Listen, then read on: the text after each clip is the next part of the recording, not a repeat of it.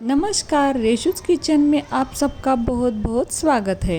आज हम 1 कप चावल और 1 नींबू से बिना कोई ताम झाम की रेसिपी बनाएंगे जो आप सबको बहुत पसंद आएगी।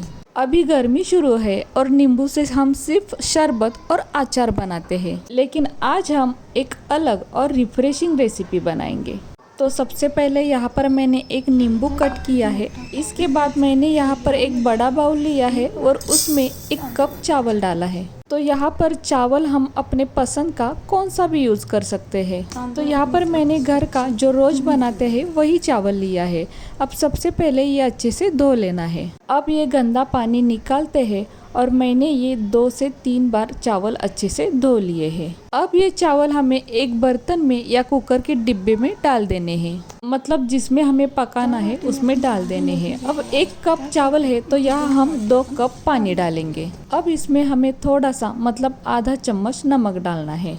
अब इसे कुकर में रखकर कुकर की 2 सीटियां करेंगे। अब चावल पकने तक हम दूसरी तैयारी करेंगे। तो यहाँ पर मैंने 2 हरी मिर्च और 1 लाल मिर्च ली है। अब इसके डंठल में निकाल रही हूँ, आप चाहे तो इसके डंठल रख सकते हैं।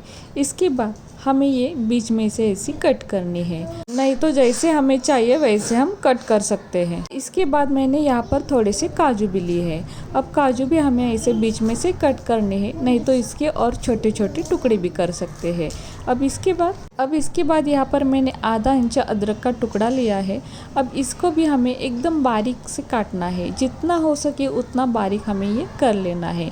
नहीं तो हम कद्दूकस भी कर सकते हैं, लेकिन ये काट कर ही अच्छा लगता है। साथ में मैंने यहाँ थोड़ी सी धनिया भी ली है, तो धनिया भी हमें ऐसे ही बारीक काट लेनी है। अब एक बाउल में हमें कटा हुआ नींबू निचोड़ना है। तो ये मैं हाथों से ही निचोड़ रही हूँ, क्योंकि हाथों से इसका पूरा का पूरा रस निकलता है। अब कुकर की 2 सीटियाँ हो चुकी है, कुकर भी ठंडा हो गया है। अब ये हम बर्तन निकालते हैं और देखते हैं। तो ये देखिए, ये चावल तैयार हो गया है। अब एक चम्मच से ये थोड़ा सा ऐसा हिलाना है ताकि इसका जो भाप है वो निकल जाए और चावल एकदम खिला खिला बने। अब ये साइड में रखते हैं और गैस पर एक कढ़ाई रखेंगे। कढ़ाई हल्की गर्म होने के बाद 2 बड़े चम्मच तेल डालना है। अब तेल हल्का गर्म होने के बाद 1 छोटा चम्मच जीरा डालेंगे। तो जीरा ऐसा फूलना चाहिए। अब इसमें करी पत्ता डालेंगे, तो करी पत्ता भी ऐसा तड़कना चाहिए। अब इसमें 2 चम्मच चना दाल और साथ में 2 चम्मच मूंग दाल भी डालेंगे। साथ में 2 से 3 चम्मच पीनट भी डालेंगे। अब ये सब तेल में अच्छे से भून लेने हैं। तो यहाँ पर मैंने दोनों दाल अच्छे से धो लिए थे और यहाँ पर मैंने मूंग दाल यूज़ की है। इसकी जगह हम उड़द दाल भी डाल सकते हैं। और ये सब जो चीज़ें हमने डाली है ना, ये कोई नाप कर ही नहीं लेना है, जैसे हमें पसंद हो, मतलब कम या ज़्यादा भी हम इसमें डाल सकते हैं।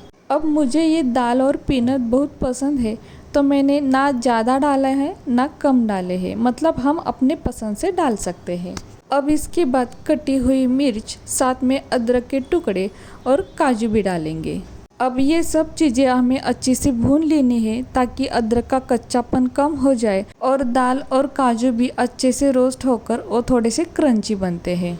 अब यहाँ पर सब चीज़ें अच्छे से भून गए हैं। इसके बाद छोटा पाव चम्मच हल्दी पाउडर और आधा चम्मच हींग भी डालना है, क्योंकि हमने इसमें चने की दाल डाली है। अब इसके बाद हमें नींबू का रस डालना है और नींबू का रस डालने के बाद तुरंत इस पर ढक्कन रखना है। तो ढक्कन हमें सिर्फ आधा मिनट के लिए ही रखना है। अब ढक्कन निकालते हैं और अब हमें इसमें चावल डालने हैं। तो यहाँ पर चावल देखिए कितना खिला खिला बन गया है। अब ये चावल हमें ऑयल में अच्छे से फ्राई करने हैं, इससे इसकी टेस्ट और बढ़ जाती है। और इसमें जो हमने नींबू का रस डाला है ना, वो मैंने 1.5 नींबू का रस डाला है। नींबू का रस डालने से ना ये बहुत टेस्टी बनता है। अब आपके समझ में आ ही गया होगा यहाँ पर हम कौन सी रेसिपी बना रहे हैं। तो यहाँ पर हम लेमन राइस बना रहे हैं। लेमन राइस ना एक फ्राइड राइस के टाइप में आता है, लेकिन लेमन राइस को चीज़ें बहुत कम लगती है और चीज़ें है ना वो नाप कर ही लेने हैं, ऐसा कुछ नहीं। मतलब बहुत आसान तरीके से ये लेमन राइस बन जाता है। यहाँ पर चाहे तो हम बचे हुए चावल का भी यूज़ कर सकते हैं। तो अभी तक हमने यहाँ पर नमक नहीं डाला है, तो टेस्ट के अकॉर्डिंग मतलब आधा चम्मच नमक डालेंगे। तो याद हमें रखना है कि चावल बनाते वक्त भी हमने उसमें नमक डाला था। साथ में बारीक कटी हुई धनिया भी डालेंगे और इसके साथ थोड़े पुदीने के पत्ते भी डालेंगे। पुदीना डालने से इसकी टेस्ट और बढ़ जाती है। पुदीने के पत्ते मतलब पुदीना और लेमन राइस से ये रेसिपी बहुत रिफ्रेशिंग बनती है। तो पुदीना डालना यहाँ पर ऑप्शनल है, लेकिन आप ज़रूर डालिएगा, बहुत टेस्टी बनता है। अब ये अच्छे से मिक्स करेंगे। तो लेमन राइस में उड़द की दाल डालते हैं, लेकिन मैंने यहाँ पर मूंग की दाल डाली है क्योंकि मूंग दाल सबके घर में अवेलेबल रहती है, इसलिए मूंग दाल का यूज़ किया है। अब इसके ऊपर हम फिर से ढक्कन रखेंगे और आधा मिनट के लिए धीमी आंच पर ऐसे ही रखेंगे। अब आधा मिनट हो चुका है और देखते हैं, देखो कितना बढ़िया ये लेमन राइस बन गया है और सारी घर में इसकी खुशबू फैल गई है। इस रेसिपी में ज़्यादा पकाने की ज़रूरत नहीं पड़ती क्योंकि हमने इसमें चावल यूज़ किए हैं और जो भी चीज़ें डाले हैं वो अच्छे से रोस्ट किए हुए थे। अब ये हमारा लेमन राइस तैयार हो गया है। अब गैस की फ्लेम हम ऑफ करेंगे और ये देखिए, वाह कितना बढ़िया लग रहा है ना। टेस्ट में तो उससे भी ज़्यादा बढ़िया है और ये एकदम खिला खिला बन गया है, ये देखिए, और कलर भी बहुत मस्त आया है इसका। अब इसे हम एक बाउल में निकालते हैं। तो ये देखिए, वाह मैंने ऊपर से थोड़ी सी धनिया और पुदीने के पत्ते डाले हैं और क्या लग रहा है ना।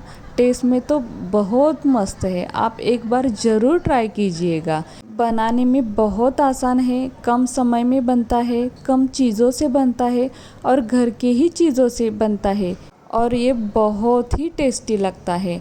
आप एक बार बनाओगे ना तो बार बार बनाकर खाओगे। और सबसे ज़रूरी बात ये कि ये जल्दी ख़राब नहीं होता है। अगर आप कहीं बाहर जा रहे हो तो ये राइस आप बनाकर ले जा सकते। तो कैसी लगी आपको आज की ये रेसिपी अगर आपको अच्छी लगी हो तो अपनों के साथ ज़रूर शेयर कीजिएगा। और हाँ, वीडियो अगर आपको अच्छा लगा हो तो प्लीज़ अपनी इस वीडियो को एक लाइक ज़रूर कीजिएगा।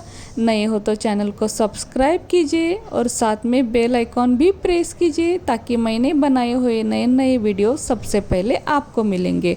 अब मिलते हैं एक नई रेसिपी के साथ, तब तक के लिए बाय बाय।